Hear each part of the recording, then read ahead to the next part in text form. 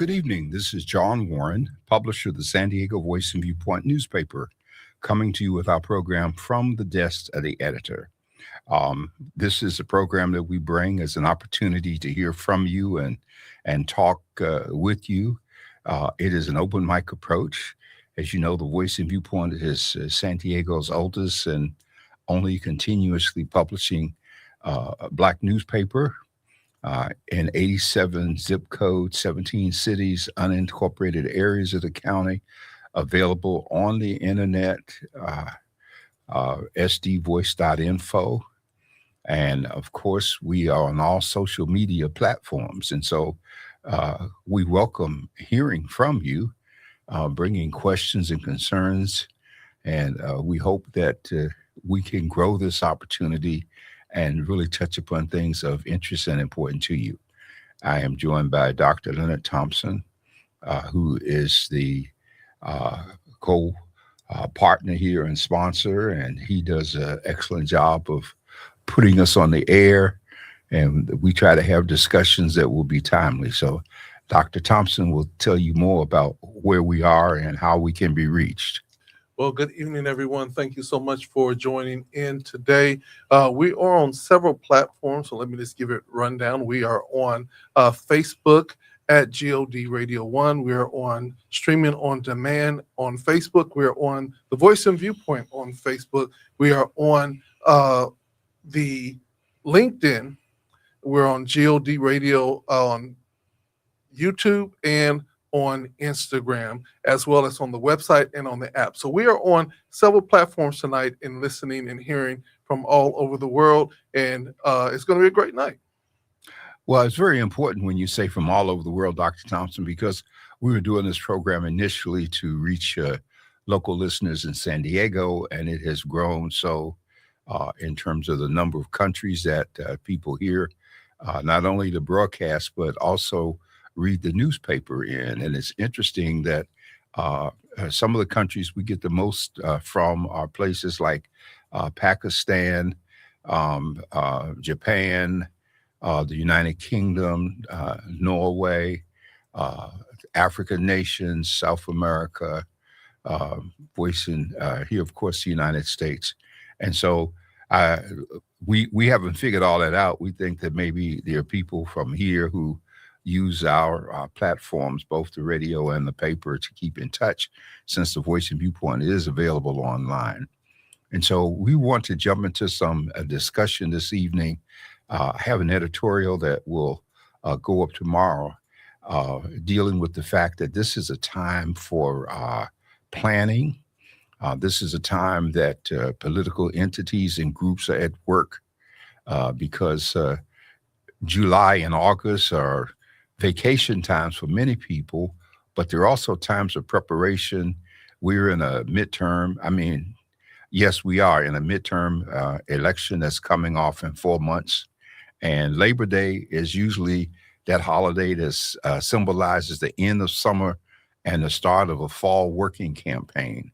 And so we're getting ready as people are planning town halls, roundtable discussions. Candidates will be coming out with their campaign ads, propositions, their best shots on issues. People will be attempting to bend your ear in terms of garnering your support. And it is very important that we not just go vote for people because we like them, we knew them, they wore a nice tie, they hugged the baby, they smiled, they said hello, they came by my church, and all of those kind of superfluous things that people usually make decisions about.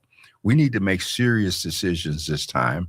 And I keep harping on this because voting is the way out of this national dilemma that we have. And I don't want to see a repeat of what happened with the primaries, at least here in California. Our primary voter turnout was dismal. And the voter turnout among African Americans was dismal. Voter turnout here, especially in the 4th district where people are campaigning, and in San Diego County, while we had numbers, our numbers among our folks were dismal. So we still have too many people who don't vote, that don't think they have to vote, that confuse freedom in terms of the things that they should be doing. And so we got to talk about those. We also had a defeat in the city council this week as the council refused to take action to try and block the footnote 7 issue in Emerald Hills, which will take the land that those twin radio towers sit on with a phenomenal view, which was promised to the community as a park some time ago. And now they're talking about putting 100 and some homes there. And we've already seen in Southeast what happens is they pack apartments in tight space, zero parking, seem to be totally ignoring the environmental impact reports that used to make parking and accessibility a necessity. And now we're getting into the urbanization of San Diego. And you know what happens historically as you watch history repeat itself. They overbuild, they overcrowd, and that which was a pristine paradise can become a ghetto in a heartbeat. We still don't have the businesses that we need, the stores, and we're not going to get them because we can't make people come into our community. And why should they come in and do these things when we make no demand through how we spend our money? So we want to talk about these issues. Dr. Thompson shared with you the platforms that, you can call us and what is 858-251-6111, or you can go to the godradio.one on the internet. And if you got a question or comment, and we can share with all of us because this is such an important thing that we have an opportunity to talk. Yes, Dr. Warren. And one of the things about it is that, especially when you type in the chat, if you're on YouTube or on Facebook, type in the chat questions that you have, and we will definitely address it. If you were to call in, realize that you would have to, wait in line of whoever will call in before you. Now, Dr. Warren, let's just talk about our community and attracting businesses. Let's just ask the question: what attracts people or businesses to your community, and what are we missing maybe in the 4th district or other districts that are not attracting businesses? Well, I think history plays a major role in what attracts businesses. People who bring businesses, grocery stores, shopping centers, the kinds of things they think. They study the demographics of who lives in a district, in an area.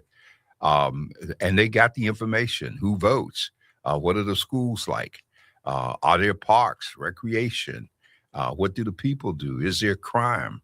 All of these things have become selling points. Okay. And so one of the things we've lacked most of all has been grocery stores.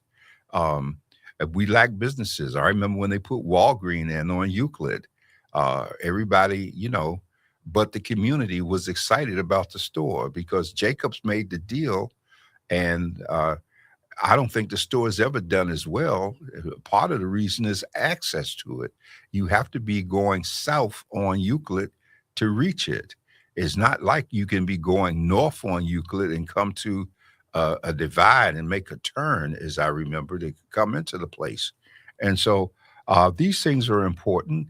And then let's look at the history of stores.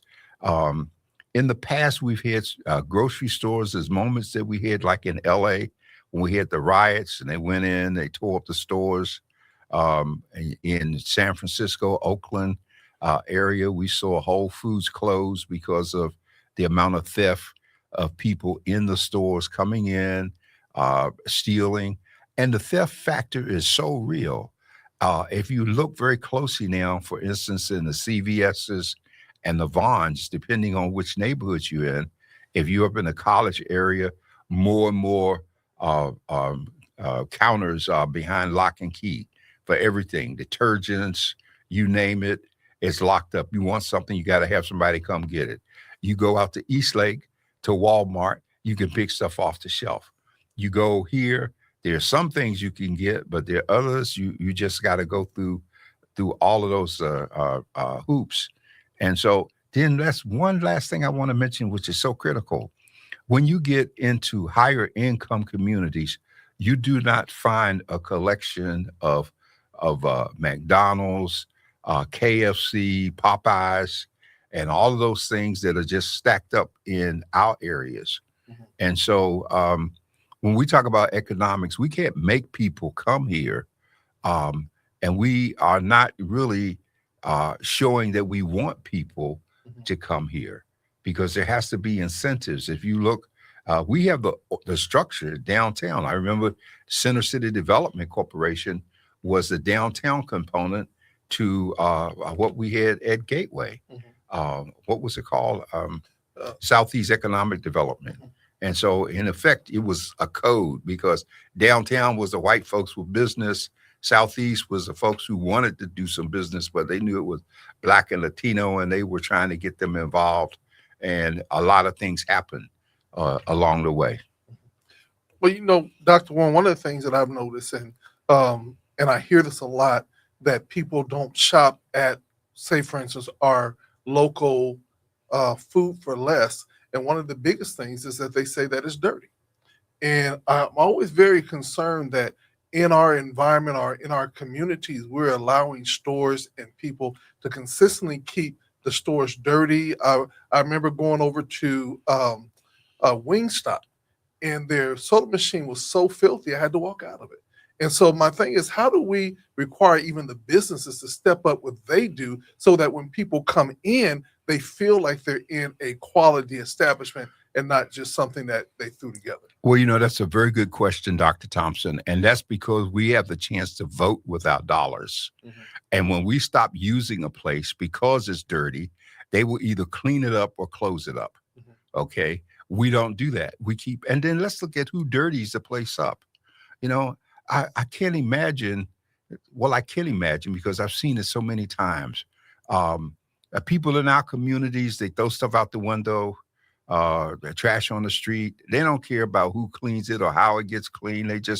They don't care. And some people say, well, that's a phenomenal where you have renters, but we have ownership streets where these things happen. By contrast, you go into Pasadena, I mean, even the homeless people are clean. There's no trash and stuff all over the streets. And I've watched people at our business establishment.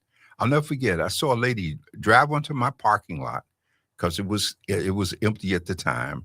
Sit there and eat a fast food meal and throw the paper out the window. And I stepped outside and blocked her leaving and told her to go back and pick up her trash. And so the stores have the same issue. They clean the stores. I've seen them at Food for Less in the morning at 6 o'clock, cleaning the stores. I see them sweeping and mopping during the day, but that doesn't make up for the people who come in there and the things that they do when they come, the stuff they pull off the shelves. And this is not just us, okay? One of my favorite examples of this is a Walmart store. You go in a Walmart in some of our communities, shall I say, in this instance, between National City is one area that has two Walmart stores. Mhm.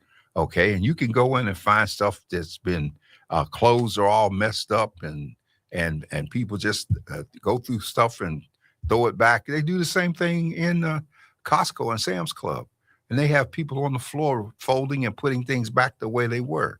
Okay, and so, but yet you can go out to other communities and the same brand stores are clean and orderly because the people who shop there are different.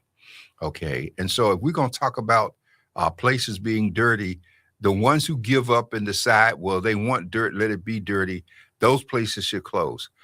My favorite example is the Starbucks at Market Creek, where the tables are gone, the chairs, the people used to be able to sit out there, but they complained that the homeless came and folks kept the place dirty. But now I can go over on Adams Avenue in Kensington, and 2 years ago, they remodeled the outdoor patio there, and it's clean and beautiful, and you don't find the trash. And so it's a two-way sword. It's the people who use it, the demographics of the people who live there. They've been studied in terms of their spending patterns and their behavior. And it's the attitude of the merchants when they reach the point that they just want to save money. Let us not forget Jack in Box at Euclid and Federal, which has never allowed, as far as I remember in my lifetime, people to go in there and sit down to eat a meal. It's always been walk up or drive through. And when they renovated it recently, same thing, drive through now, big deal. You don't want you inside. Can't even go in to use a bathroom. At least you could use the bathroom in McDonald's over there, but no, you can't do it. And I think that plays a big role of how, one, people see our community. Two, I always call it the whistleblower concept. Because see, in some communities, you do certain things and you'll have old Bob and Peter over there. Pick that up. We're not going to have you do that here. And they engage you versus in saying, hey, that ain't my problem. I'm going to leave it alone. I think that we have to be more involved and then hold people accountable, but, be wise about your accountability, because sometimes you'll say something and before you know it, they done jumped on you and hit you and beat you up just because you're saying, hey, don't mess up our community. Well, people have interesting habits. As you were speaking, I remember several years ago, I was in Home Depot in Lemon Grove. It was right after Memorial Day or the 4th of July. I can't remember which one.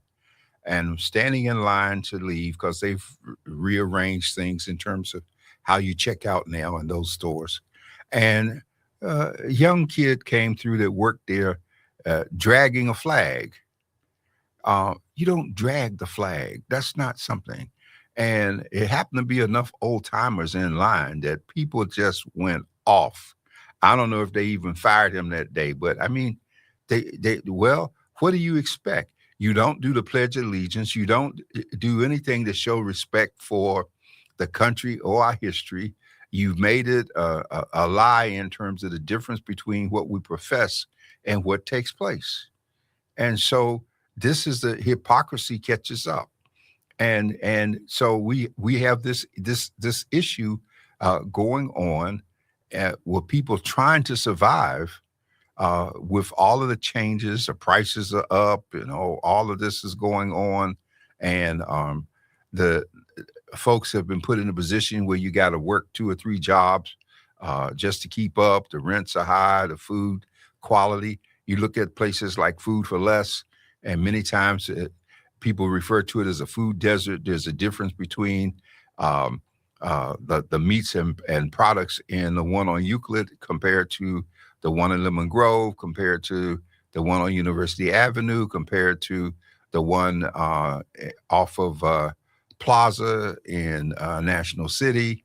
And so we don't focus long enough on anything to make change. We fuss, we scream, we holler, we fizzle like the soda, and then we go away. And so all people have to do is just sit there long enough and let us fizzle. And then you got issues. You see more and more automatic checkout stands going in. There's fewer jobs, fewer people working. Walmart did an interesting thing because at one point they had a really big scenario of that in College Grove. Then they seem to have closed most of that down and reversed. And we're not paying attention to these things because I remember when that Walmart opened, they were so community conscious. They were spending money and doing a whole bunch of things in the community because they wanted us to come. Now they've reached the point where, hey, we're comfortable. Okay, they're not going to do anything. If they raise hell, it's going to be short term. It won't make a difference. And that's our national problem, that people have, and they have profiled us to the degree that they no longer respect us or think that we respect ourselves. And you said there are 3 things that affect change. Those yes. 3 things are? Yes, those 3 things that you can affect change is, the first one is loss of your dollar. When you stop spending, then they get concerned. So that's one of the major scenarios. The second item is bad publicity. When you expose what's happening and how it's not working, they want to get out there and do damage control. Okay. And the third thing is a vote that's cast against their interests. And we've seen with the footnote 7 situation, how people have been bought off, which is a pattern. It's national. It's as old as business, the whole development. Find a group of people that will go with what you're saying, oil them, give them some money. The big hype to community folks always is jobs, that we're going to give you more jobs. Okay. But that doesn't work out in terms of us getting jobs. I remember when Horton Plaza was being developed as a shopping mall, because it's changed now. Developers have bought it. They've been through bankruptcy and all kinds of things are happening. But, about 35, 40 years ago when they were opening that and they were trying to get all of these known businesses in, the city was giving tax breaks to the developers and the stores coming in. Number one, there was a promise that we were going to hire people from the community. Number two, and when the place opened up and the jobs were there, and I spoke to them about advertising with us. This is before the internet, and Black people were coming to shop at Horton Plaza. Okay, what did we find? That the marketing people for Horton Plaza were in Atlanta, Georgia. Well, they didn't even know. How you gonna control what's happening here, and you're on the East Coast, and you've got this scenario. And of course, the businesses failed that went there. And so, but we got to be more business oriented, And when Jerry Warren and I created the Black Chamber, we were about business. We were about showing people the importance of how they spend their money, the importance of coming together, how you set up your businesses, how people in other places were handling business. We don't really do that. We got people, a group with the name Black Chamber, and they talk about having resources and businesses, but they spend more time at the university club partying than they do in the community in terms of helping people. And so we have the Business Improvement District, and there are those districts throughout the city that the city feeds money back into. But can never remember the BID in all the years that I've owned the Voice and Viewpoint ever attempting to partner with this paper to reach the people in the community. Remember, the BID that we have was the offshoot of Brooke Huffman's Merchant Association, which he created because the Chaldeans had bought up all the stores that people like Andre Henderson had owned when he had the Sunshine stores in the community, or Roy Dixon when they owned the Taco Bells. And they sold these stores to the Chaldeans because they wanted the liquor licenses that came with the stores.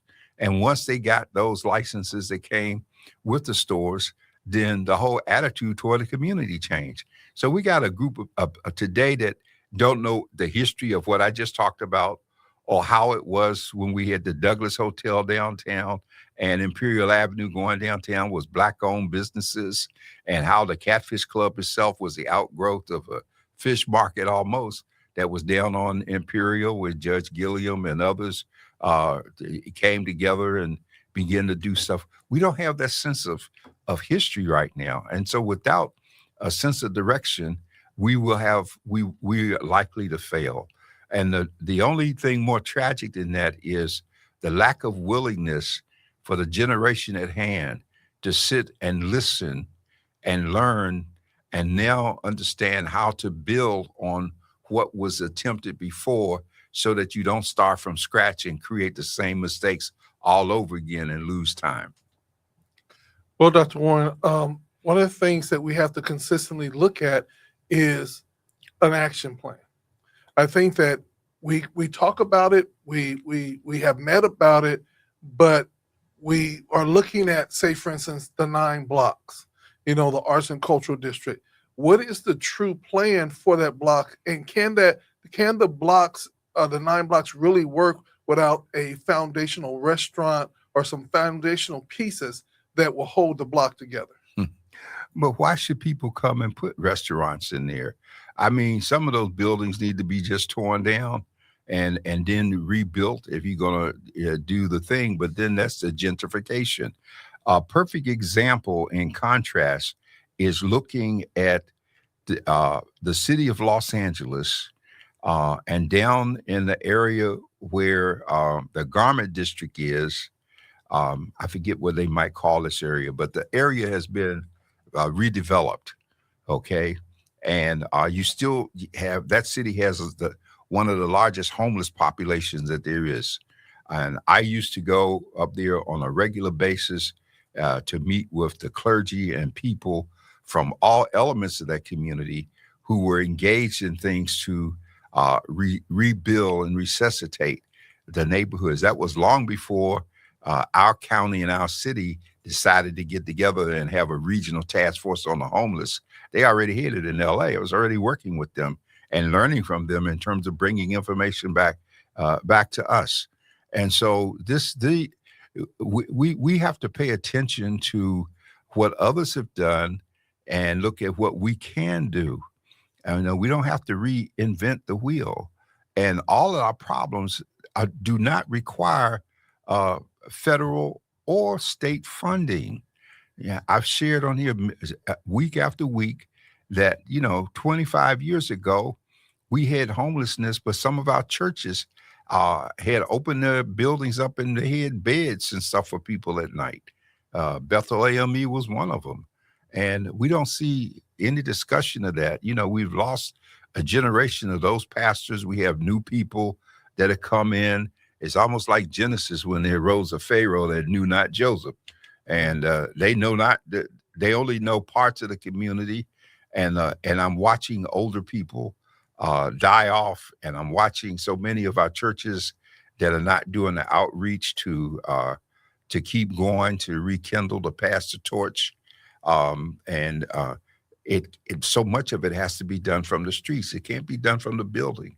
Can't be done from just sitting inside safe on Sunday. So these are real issues. I agree with you, Dr. Warren. And one of the things about it is trying to come together, and we must let our voice be heard, because in this election, if we just literally vote based on popularity or vote on who's familiar or even who we're comfortable with, in the long run, we will find ourselves not where we would like to be, but we'll find ourselves in the complacency that we have been in. Well, I just want to share that we have a major problem.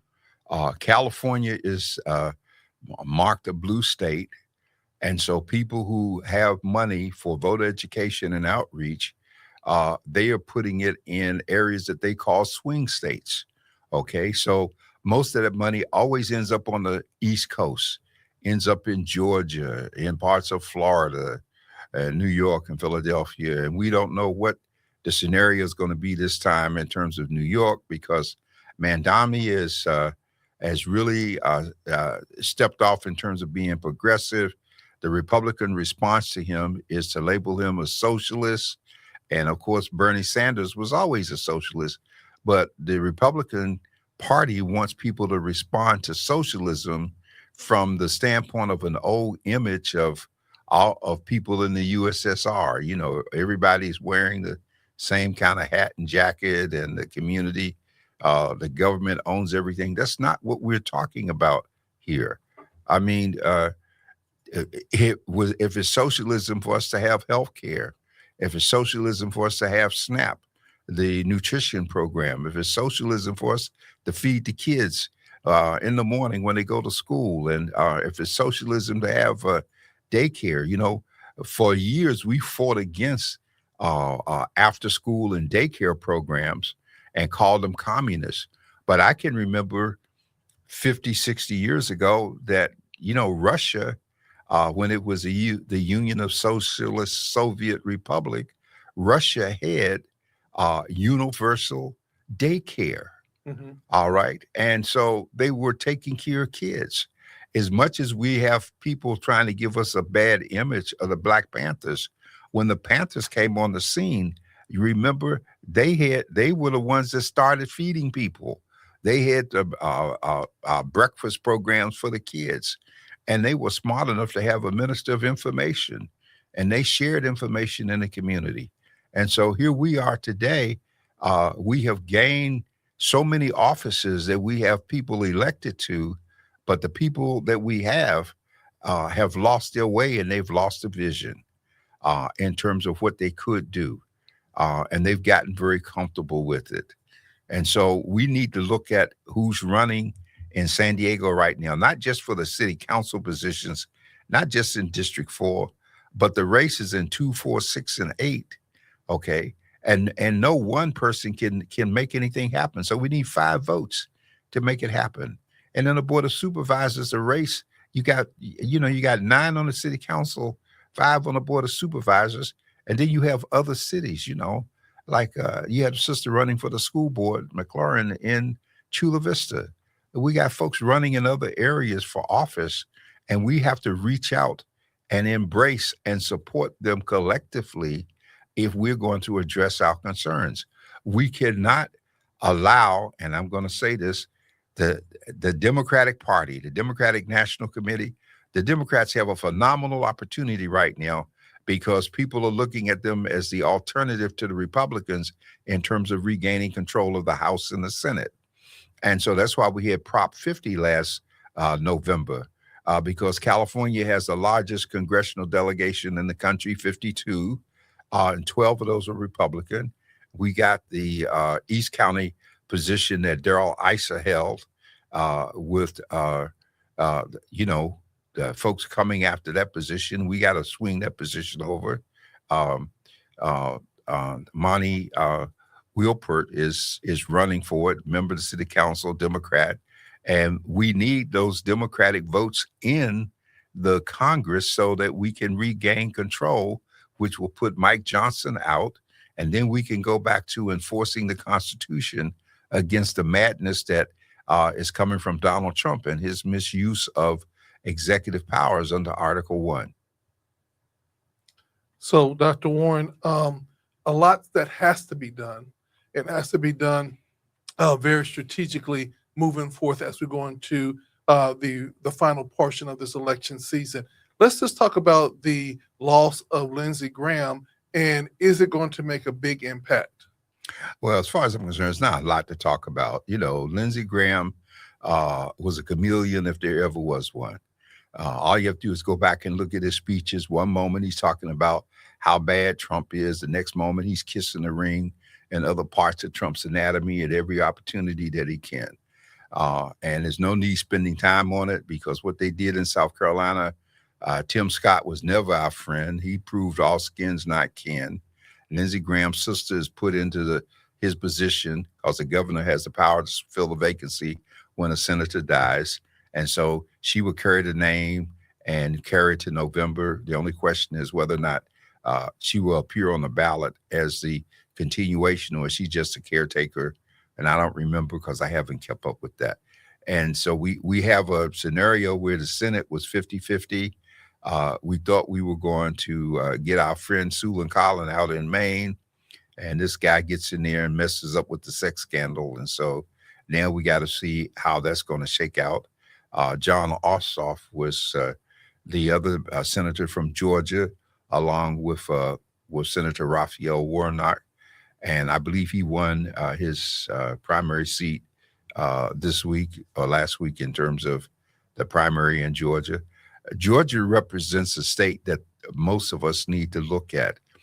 And I'm not just sitting here crying about the problem. I'm suggesting that we can eat the elephant one bite at a time.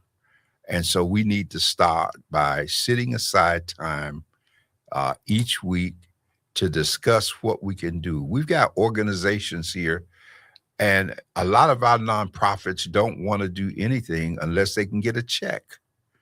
And no, we did things before we were getting a check.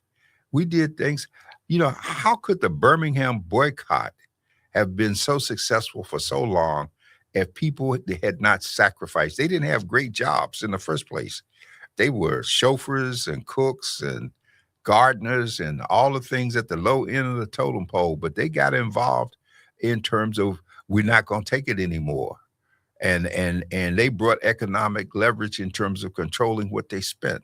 And this is the point I keep talking about.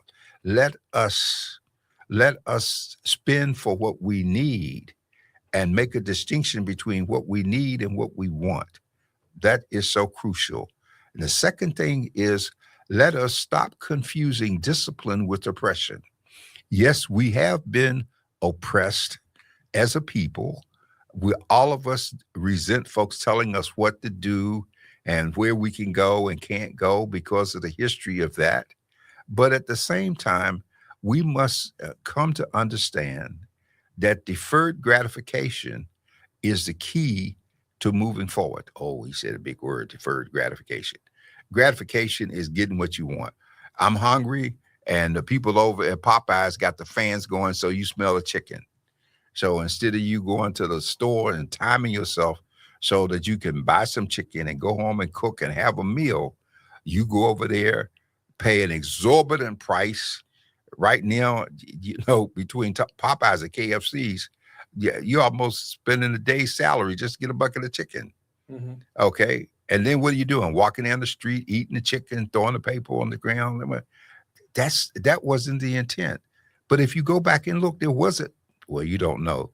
So let me tell you, those who weren't born then, back in the 50s, okay, when we were still having dinner at home, back before the TV dinners came and McDonald's showed up on the scene, where you could put everybody in a car and feed them for $10. Okay, we came around the kitchen table, we ate, we talked, we prayed, we did things. And the system moved in the direction of making it necessary for us to work split shifts, not be home, and go through a whole bunch of changes. And we need to come to understand that all of this is by design. It's by design. And we have enough information at our disposal and enough freedom to make decisions that we can change what is taking place. And I think, Dr. Warren, that is what people are trying to say. Miss Denise Norris, she said, I was born and raised in Oakland. I remember all the wonderful and creative programs implemented by the Black Panthers. They were respected and honored in the community, not feared. And maybe that's one place where we need to start at is, do we fear one another? That's the reason why we're not working with each other. Well, we're being programmed to fear one another. We're being programmed not to support each other. When Ms. Norris mentions Oakland, my mind rushed to the gingerbread house. Okay. And I don't know if even a relic of it still exists, but, people came from far and wide. There, it was Black owned. It was a great restaurant. It had great food and the whole bit. Okay. And so we had the same thing happen in New York. I'm trying to think the name of Sylvia's in Harlem. People would catch the subway, the bus, whatever, to get to Harlem to go to Sylvia's to eat. And Sylvia was still a little small place in Harlem, but the family expanded. And when they moved into Atlanta, oh my God, they built this beautiful, huge brick structure, multi-floor levels to it. When you went in to get your table, they gave you that little electronic thing and said, hold on to the buzzer. When your seat is ready, it'll buzz and it'll bring you in the whole bit. But the food was still just as good as what was in Harlem. Mm-hmm. Okay. And so, but people respected what we were doing. And if we start putting our money, San Diego doesn't have any Black owned restaurants. One just opened over there on Euclid. I haven't been to it yet, but there was one in that same location about 25 years ago where people spent Labor's, I think it was called, and it was just beautiful and classy, but people did not eat there and support it because Black folks don't eat out every day. Okay. White folks like to go out every night. So if you drive through Hillcrest and downtown and all of these neighborhoods, you would think it was Christmas every day because they got the windows rolled up and people sitting out and they spend their money on food and drink. We always say, cause they lonely folks. So they do all of this. And we're not going to do it. We're not going to work hard for our money and spend $10 for a drink when we can get the little brown bag. Okay. The poor man's happy hour on Friday after payday was a brown bag sitting in the parking lot with one of his friends passing the bottle around. The bourgeois and middle class happy hour was going to the TGIFs and spending all kinds of money. So we can control again our desires and our priorities. That's what needs to happen. Ms. Norris, thank you for mentioning Oakland. And there was also, I remember in Oakland, there was also a restaurant that people went to in the morning. They had breakfast and stuff, and the folks in Oakland they really turned up the heat in terms of being supportive and doing things like that. Now, you got Barbara Lee is a great mayor, I think, former congresswoman, and she was a former person with not only with Dellums, but she got her sea legs in Shirley Chisholm's campaign for president. So we can still capture some of that here, but we don't eat every day. So we got to figure out how we make that work. Well, Dr. Warren, one of the things about it, living in Oakland for 6 years myself, I remember the gingerbread house. I also remember the eating establishments that you were talking about, right there by Lake Merritt. And everybody would go there after church. They would have breakfast, lunch, and dinner. But they just had a lot of amazing cultural places, from Jack London Square on and on and on. And so one of the things about it is some people always say that LA, Oakland, they do better because they have more people of color, more Black people there. Is that the true New York, more Black people there? Is that the real reason why we are not moving in the right direction? No, the people in LA have a different sense, okay? The whole idea of chicken and waffles and Roscoe's coming out of LA, they weren't the only places in LA. LA always has some great places for people to eat, all right? And I remember the first time I ever went to LA, and I was so excited. Matter of fact, the way I associate with it was when Lady That Sings the Blues came out, okay? And I remember going to Sizzlers because we didn't have them back east, and they were big places. And I remember one of the great restaurants I enjoyed, my ex-wife used to carry me there to, was Traxxas, which is gone. And then over near the university and everything, there was a place that people ate often called Julia's. And so and I began to see so much of this place as I was traveling LA with the Congressman Hawkins, who first brought me to California. And so, but I saw people that were excited. They were doing business. They were doing a whole bunch of things. And Dolores and I, my president wife, we often talk about it because there was a guy named Tom Watkins who did so much to doing the economic development and rebuilding of LA. And she was so involved in making those things happen. And one of the monuments to that today is the Rose Garden that she left there, that she had built. And it's LA is the area is interesting because there's a Rose Garden in Pasadena, and then there's her Rose Garden in LA, and it's still being maintained today by the city as a place that people kept. The little thugs didn't do graffiti. They didn't steal the flowers. They took care of it as something important. And periodically, I take her back up there to look at it and see how it's going, because she held up. She ran the senior center in that community. So it doesn't take a lot of people, folks. It just takes one or two serious folks committed to what they were doing. In the Bible, the question that God asked rhetorically, who can I send? And the prophet, after the experience with the coals on his tongue, said, "Here am I, send me." And there needs to be more of us who take the position, "Here am I, send me."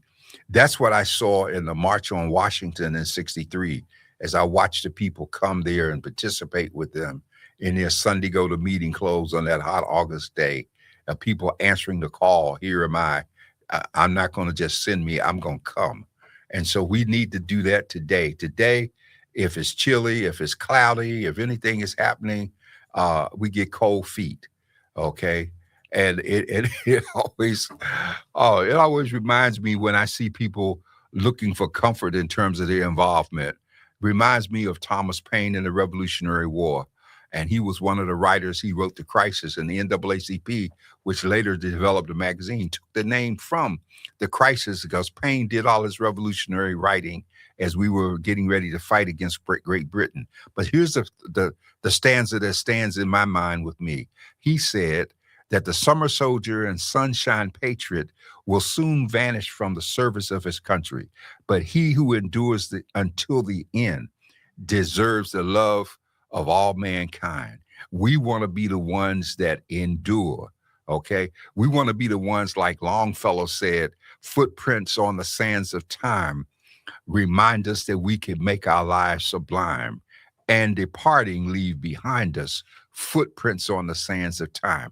Each of us have an obligation to make footprints, not to just stand and watch, but to get involved.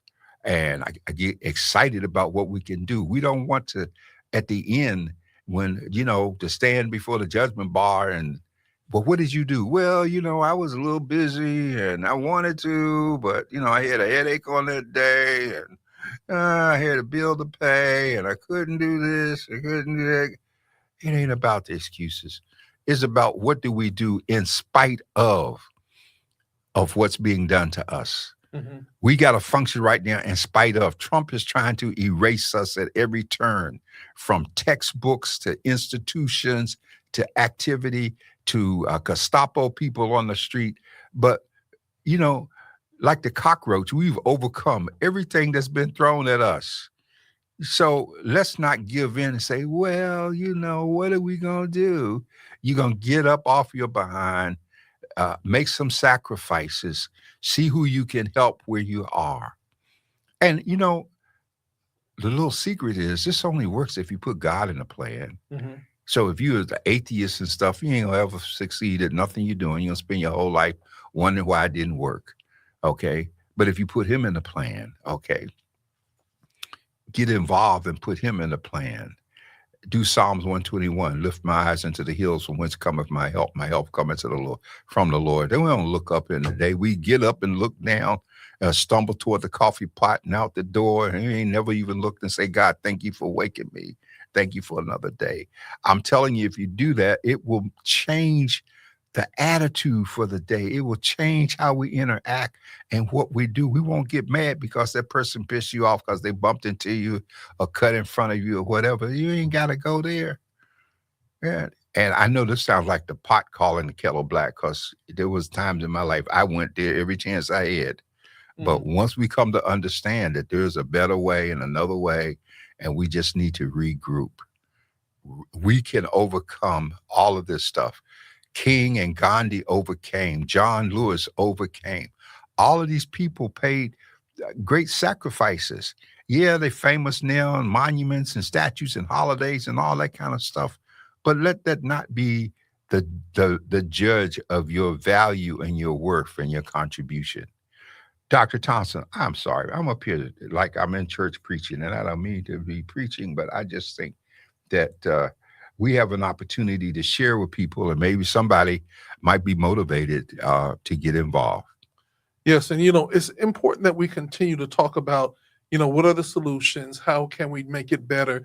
Because we can always see the issues, but the question comes in is, how do we continue to move forward? Because there's still other generations that will follow us. And if we don't give some advice, be able to own up to maybe some of the things that we could have done better, that we could have done more strategically, and also learning from the history when things were done successfully, and even be able to mark where they went wrong.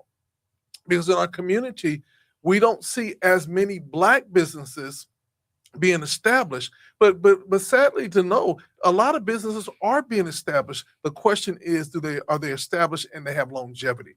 That's going to be the challenge, not just establishing a business, because businesses are established every single day. But do we have longevity, sustainability, and then do we use them like everybody else? I believe consistently still here in the city of San Diego, we still have the mentality of divide and conquer. Instead of working with all qualified business and everything, we'll pick our few chosen folks that we want to work with, that will play ball with us, or that will allow us to use them in any old way. And then when it comes time to really hold them accountable, they'll say, well, we already got our one Black, we already got our one Mexican, and we still don't require them to say, but we are a valuable piece of the puzzle. We are economically, we can make a change in all businesses. Well, we have to want to start functioning that way. We have to want to we have we're in when I say we, black folks in particular, in America in general, we're in a phenomenal position right now to make a lasting statement. Do you know, if we could mobilize the people here to vote, to get the registration and the actual voting up, to have people wait in line if they have to not be deterred by ICE agents standing at polling sites with guns and vests like this is some undeveloped country someplace. If we turned out in those numbers, that's the one thing that Trump is afraid of. That's why he's doing so much to try and stop it. They're killing people, but they've killed us in so many ways, so many times. Why you think Nina Simone wrote that song about strange fruit? The strange fruit was all the black bodies hanging from trees where we had been lynched just for being black, not necessarily guilty of anything. Yeah. And so we shouldn't be engaged in killing each other at this point. And I'm not advocating murder, period, but we should be engaged in what can we do to help and uplift.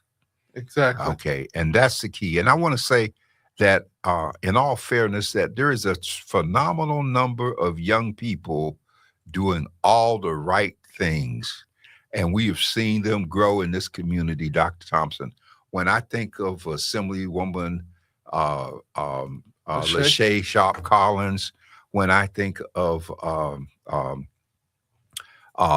Precious Jackson Hubbard, when I think of Marnie,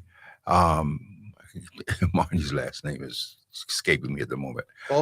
Foster. Yeah. And I think of these sisters who we watch grow up in this community and become professionals, and all three of them have gotten their PhDs in education, and they're making phenomenal contributions.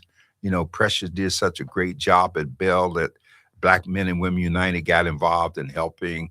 We're doing things to help Porter and their schools. And there was a time when they didn't want our community. They didn't want us on school campuses, because there was a time some 20 years ago that Black Men United was sending men onto campuses because we knew that the Black male students didn't have father images there.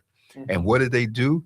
They discovered that some of these men were ex-felons, and so they played the justice card, and they said, well, if you have a record, you can't be around kids, and they worked to block us, to keep us from being there. Okay, and I must say that the Muslim community played a major role in getting on the campuses and carrying out these mandates through entities like My Brother's Keeper, and making these things happen. We got to remember what we've done and where we come from, the rites of passage that we had here, where people worked with these young men and shared with them the kinds of things that would help make them men. And that was taken after the tribal concept, where the young boys were sent away and they were put in care, and then they had to go through a process to manhood. Everybody has had these things. And so we don't want to get so far removed that we just forget. We got a strong keeper coming. We got a lot of brilliant, bright young minds doing things, and we want to keep on and help them. And then we want to not forget those who have come before. I am very concerned in terms of our elders, and I don't want people, when they become old or they can't be as visible as they used to be forgotten. Okay, we want to reach out and love and hold them up and recognize them. We don't want to wait till they die and then, oh, they were so wonderful. Well, hell, why ain't you telling them why they were living? Can't hear you now. Well, one of the things that we have had a couple of comments. One was saying, Dr. Warren, as you heard, head into the midterm, will you use your radio platform to interview candidates? That would be a great way to give voters clarity. Well, we will look at candidate interviews, okay? But I think the community should be the one interviewing. When people are coming asking you to vote for them, they should be interviewed by what they've already done. And every time there's an election, I have a bunch of people calling me. They want to sit down and have an editorial discussion. And I'm saying, I don't know who you are, what you do, where you come from, okay? Why are you running for office? Are you running for office to serve, or are you running for office to be served? Okay, these are important little questions. And so, yeah, we're gonna deal with some candidates, but we're not going to be manipulated, and we're going to be legal in terms of what we do. All right. And then here's another one that says link up the voter September votes. Vote September 19th. Register to vote. Train to register others to vote and to learn importance of voting. Save the date. Saturday 19th, George Stevens Senior Center. And it says more, I don't know, for it to come, more info, I guess, to come.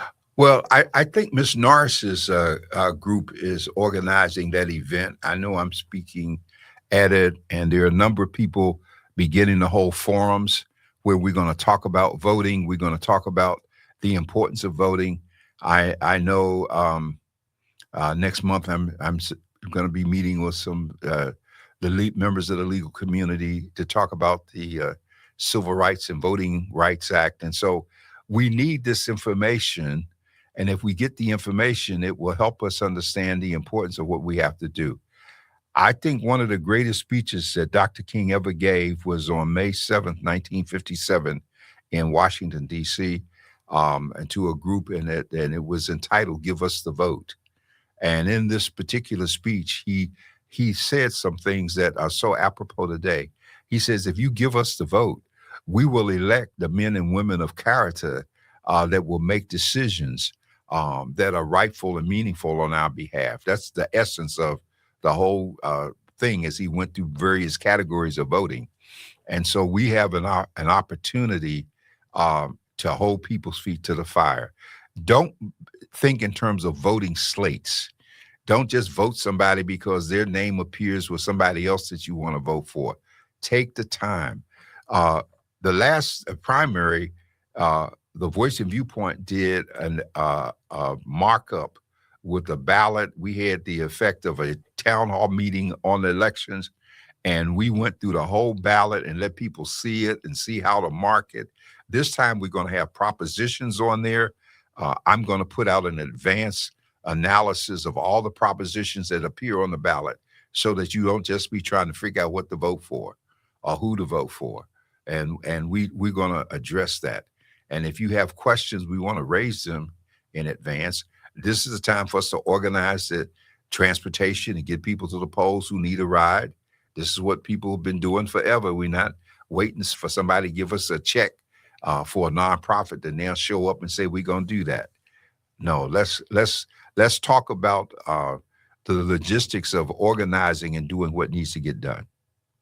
Well, Dr. Warren, there you have it. We have gotten to the end of our show. I know that the newspaper is out on tomorrow. Yes. Any highlights that you want to do before we end the show today? Well, we want to encourage you to read. You know, we got a nice spread. We just had a great opportunity to have a great time with the Gospel on the Midway. We got things going on that have taken place. And in spite of social media, people still want to see their events on paper. They want to hold it in their hands. They want to be able to save it for posterity. And we want to continue to deliver. So be supportive. Take one copy. Don't take them all. If you need more, come to the office and we'll sell you all the copies that you need. If you get them at your church, you have to get there early because they grab them. So we thank you so much for your support. Thank Dr. Thompson for making this forum available. And my heart and prayers are with you all. Good night.